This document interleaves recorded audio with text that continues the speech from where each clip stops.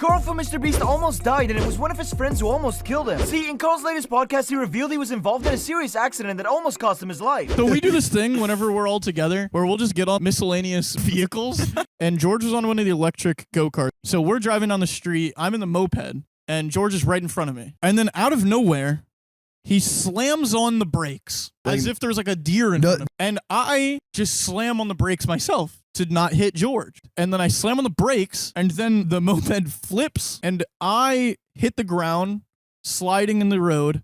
The moped lands on top of me, and now I have my leg is messed up. I'm bandaged up right here. It's actually pretty messed up. Basically, the moped here. trapped Karl, fell on top of him, and just like, you know, like cheese in a cheese grate? Yep. Just grated me across the road. And when he asked George why he suddenly braked, George had this to say. When we asked why George slammed on the brakes, he said it was so that he can get to accelerate again because it's fun to accelerate. But what's even crazier is that George never even said sorry to Karl. We're listening to a song and it says sorry over it. And then he said, "Oh, this is George's song right now because he almost killed you." And I was thinking about it, I was like, "No, it's not.